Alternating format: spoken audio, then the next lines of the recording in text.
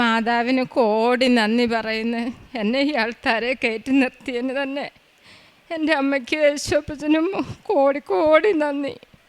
ഞാൻ 2023 ഏപ്രിൽ മാസത്തിലാണ് ഇവിടെ വന്ന് ഉടമ്പടി എടുത്തത്. എൻ്റെ പേര് ലത, ഇതെൻ്റെ സഹോദരി കല, ഇത് അവളുടെ കുഞ്ഞ് കാർത്തിക്. ഞങ്ങൾ ഹിന്ദുക്കളാണ്. പക്ഷേ എനിക്ക് എൻ്റെ അമ്മയെ യേശുപ്പച്ചവനാണ് എല്ലാം. എനിക്ക് 40 വർഷമായിട്ട് വഴിയില്ലായിരുന്നു. ഞാൻ ഇവിടെ വന്ന് ഉടമ്പടി എടുത്തതിന് ശേഷം എൻ്റെ അമ്മയുടെ ഉപ്പ് ഞാൻ ഞങ്ങളുടെ മേളിൽ താമസിച്ചുകൊണ്ടിരുന്ന വസ്തുവിന് എൻ്റെ വസ്തുവിൽ കൊണ്ടിട്ട് എന്നും പ്രാർത്ഥിക്കുമായിരുന്നു.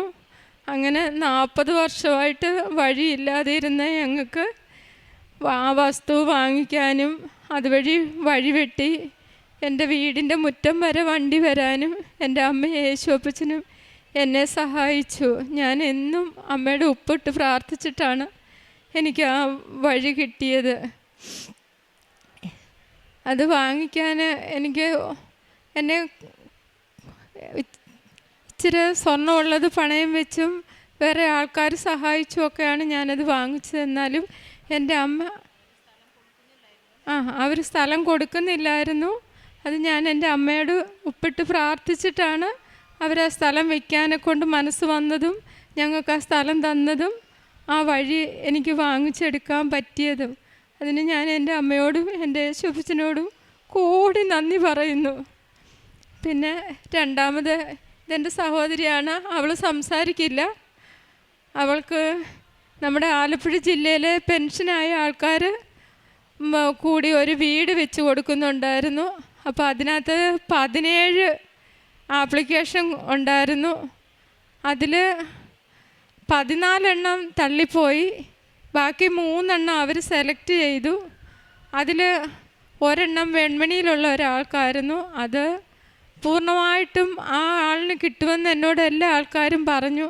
പക്ഷേ ഞാൻ എന്നും രാവിലെ പ്രിയപ്പെട്ട ജോസഫച്ചൻ ഡെയിലി ബ്രെഡ് പറയുമ്പോൾ അതെന്നും ഞാൻ കേട്ട് പ്രാർത്ഥിച്ചിട്ട് ആ വസ്തുവിൽ കൊണ്ട് ഉപ്പിട്ട് പ്രാർത്ഥിച്ച് എൻ്റെ അമ്മയോടും യേശുപ്പച്ചനോടും പ്രാർത്ഥിച്ച് എനിക്ക് ആ 3 പേരെ സെലക്ട് ചെയ്ത് വെൺമണിയിലുള്ള ആൾക്കാന്ന് പറഞ്ഞിട്ടും അത് തള്ളിപ്പോയി. ഇവൾക്ക് തന്നെ ആ വീട് എൻ്റെ അമ്മയും യേശുപ്പച്ചനും കൂടി വാങ്ങിച്ച് തന്നു. അങ്ങനെ എനിക്കതൊരു വലിയൊരു സഹായമാണ്. കാരണം എന്നെ കൊണ്ട് അവൾക്കൊരു വീട് വെച്ച് കൊടുക്കാനോ അവളെ നോക്കാനോ ഉള്ള കഴിവില്ല. പക്ഷേ എൻ്റെ യേശുപ്പച്ചനും അമ്മയും കൂടി എനിക്കത് തന്നു. അതിന് ഞാൻ എൻ്റെ യേശുപ്പച്ചനും അമ്മയ്ക്കും കോടി നന്ദി പറയുന്നു. പിന്നെ ഇത് അവളുടെ മോനാണ്. അവന് ഈ ഒരു 3 മാസത്തിന് മുമ്പ് ഒരു തലവേദന ഉണ്ടായി. അത് പെട്ടെന്നുണ്ടായ തലവേദനയായിരുന്നു. ഡോക്ടറെ കാണിച്ചിട്ടൊന്നും കുറയുന്നില്ല. കുഞ്ഞ് ആഹാരം കഴിച്ചാൽ ഛർദ്ദിക്കും, വെള്ളം കുടിച്ചാൽ ഛർദ്ദിക്കും, ഉറങ്ങത്തില്ല, ആഹാരം കഴിക്കത്തില്ല, കിടക്കത്തില്ല. എപ്പോഴും എൻ്റെ കയ്യിൽ തന്നെ കുഞ്ഞിരിക്കുക. കുഞ്ഞ് ഒന്നും ചെയ്യാൻ പറ്റാത്ത അവസ്ഥ. ഡോക്ടർമാരെ മാറി കാണിച്ചു.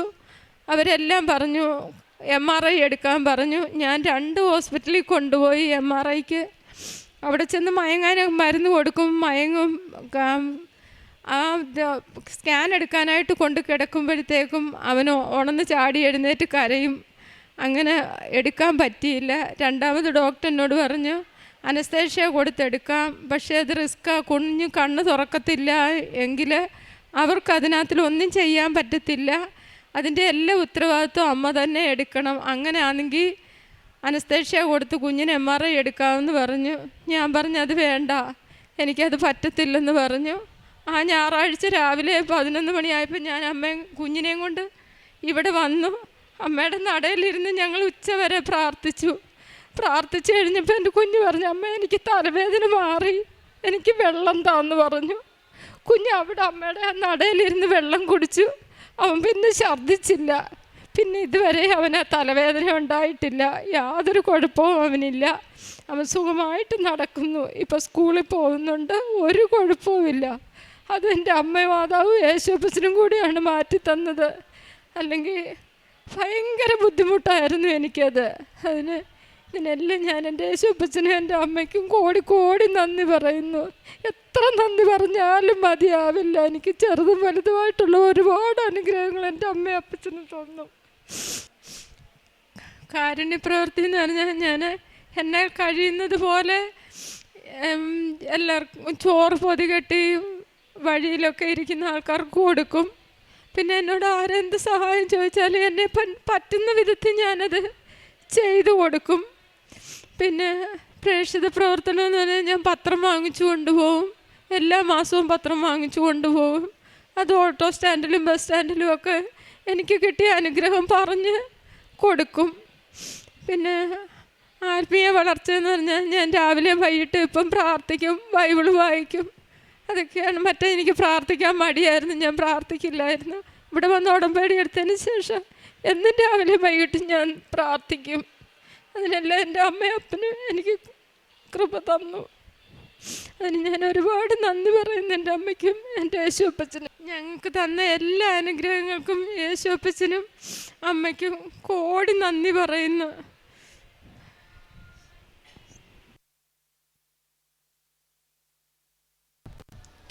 എസെക്കിയേൽ പ്രവാചകൻ്റെ പുസ്തകം 36-ാം അധ്യായം 35-ാം തിരുവചനം. അപ്പോൾ അവർ പറയും, ശൂന്യമായി കിടന്ന ഈ സ്ഥലമെല്ലാം ഏദൻ തോട്ടം പോലെ ആയിരിക്കുന്നു. ശൂന്യവും വിജനവും നശിപ്പിക്കപ്പെട്ടതുമായ നഗരങ്ങൾ ഇപ്പോൾ സുശക്തമാക്കിയിരിക്കുന്നു. അവിടെ ആളുകൾ വസിക്കുന്നു.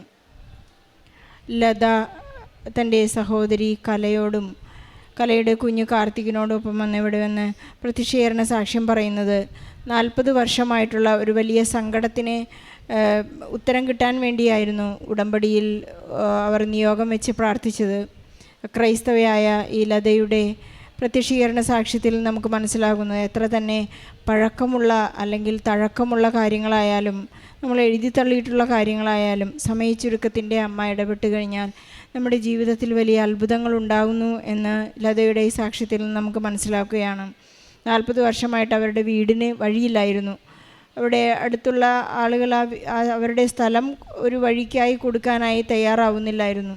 ഉടമ്പടി എടുത്തതിന് ശേഷം വളരെ കൃത്യമായി നേർച്ച വസ്തുക്കളുടെ ഉപയോഗം അവിടെ ഉടമ്പടി ഉപ്പിട്ട് വിശ്വാസ പ്രമാണം ചൊല്ലി ലത പ്രാർത്ഥിക്കുകയും 6ാമത്തെ പ്രാവശ്യം ഉടമ്പടി പുതുക്കിയപ്പോഴാണ് പരിശുദ്ധ അമ്മയുടെ മധ്യസ്ഥതയിൽ ഈശോ അവർക്ക് വീടിന് ഒരു ലോറി കടന്നു പോകാൻ പാകത്തിനുള്ള വിസ്താരമുള്ള ഒരു വഴി നൽകി അനുഗ്രഹിച്ചതെന്ന് ഇവിടെ സാക്ഷ്യപ്പെടുത്തുന്നു. അതുപോലെ തന്നെ ലതയുടെ സഹോദരി കല സംസാരശേഷിയില്ലാത്ത മകളാണ്. അവർക്ക് ഒരു വീടില്ലായിരുന്നു വർഷങ്ങളായിട്ട്.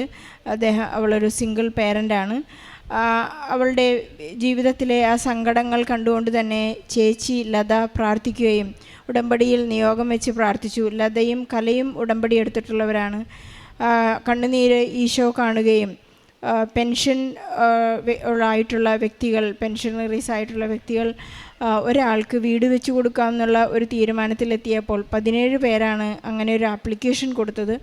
പക്ഷേ അതിൽ ഈശോയുടെ തിരഞ്ഞെടുപ്പ് ഉടമ്പടി ചെയ്ത ഈ കലയ്ക്ക് വേണ്ടിയായിരുന്നു.